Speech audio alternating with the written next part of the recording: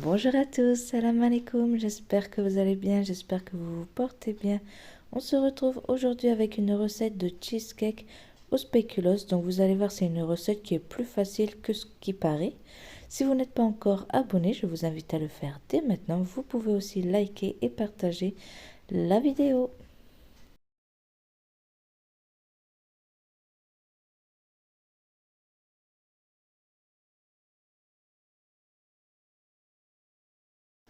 Je vais commencer par mixer les biscuits, donc je vais le faire en deux fois vu que c'est un petit mixeur que j'ai.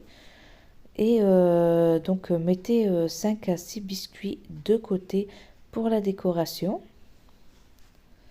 Ou alors vous pouvez mettre les 250 grammes et rajouter d'autres biscuits si vous avez d'autres paquets.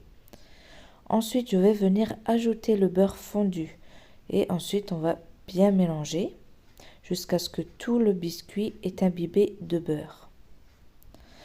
Ensuite, je vais venir prendre un moule à charnière. Donc là, j'ai tapissé de papier cuisson pour pas que mon biscuit colle dans le fond du moule et que je n'arrive pas à le retirer. Et également, j'ai mis des bandes de papier cuisson que j'ai collées grâce à de l'huile tout simplement pour bien démouler le gâteau. Vous pouvez bien sûr remplacer par des feuilles de rhodoïde, mais moi j'en avais pas.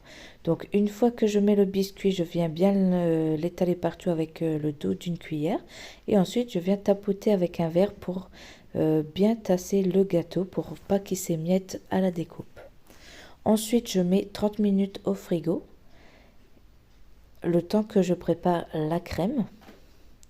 Donc là j'ai mis 300 grammes de Philadelphia.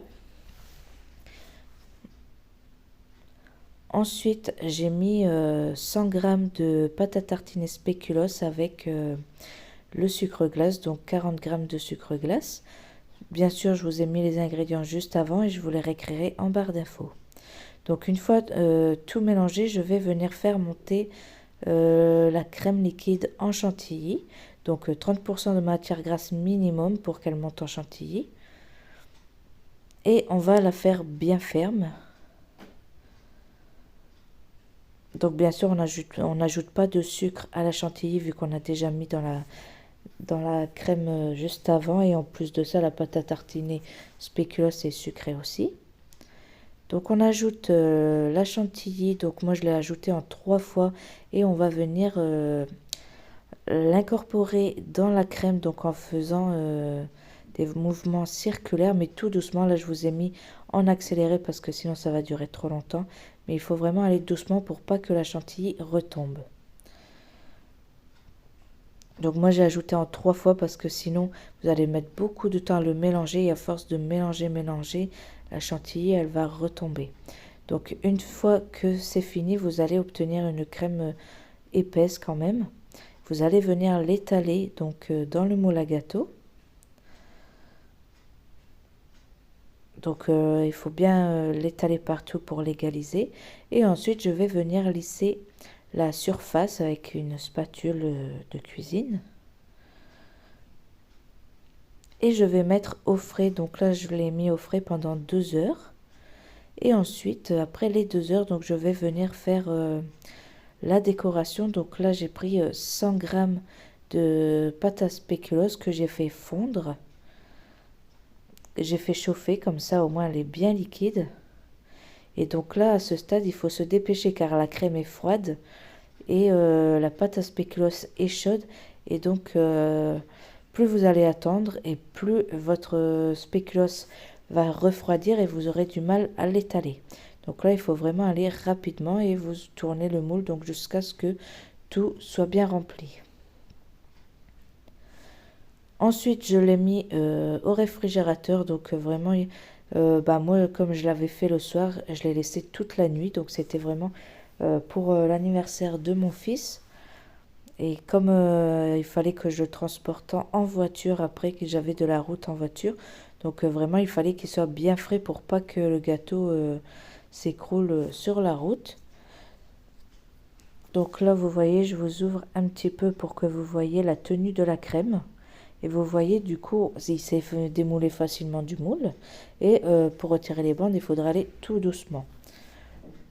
Donc là, je remets le moule pour la décoration et pour moi, le transport, ça sera beaucoup plus facile. Tandis que euh, pour vous, si c'est pour des invités que vous recevez, bah, retirez le moule pour faire la décoration. Moi, j'ai laissé vu que j'allais le transporter en voiture et on n'est jamais à l'abri des petites catastrophes en voiture avec des gâteaux.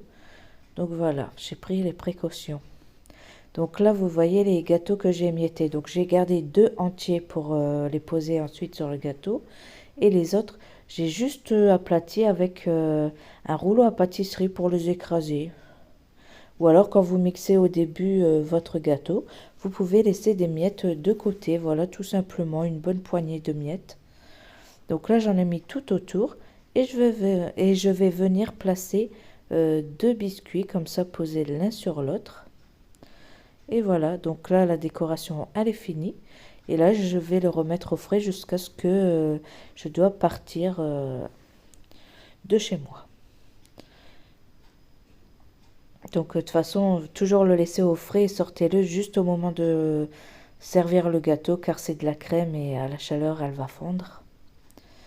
Et donc voici ce que ça donne après le démoulage. Donc évidemment j'ai laissé le papier en dessous parce que j'avais peur de casser le gâteau. Donc j'ai préféré le laisser que faire une catastrophe.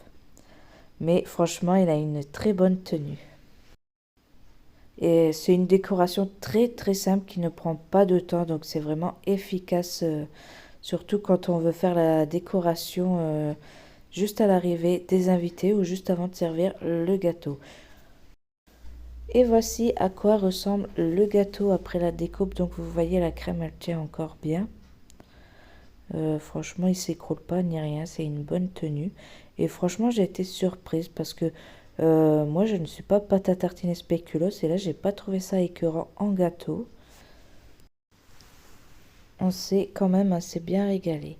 Donc voilà, la vidéo est terminée, j'espère qu'elle vous aura plu. N'oubliez pas de vous abonner, c'est gratuit, de partager la vidéo, de laisser un petit commentaire pour me soutenir. Et je vous dis à bientôt pour une nouvelle recette.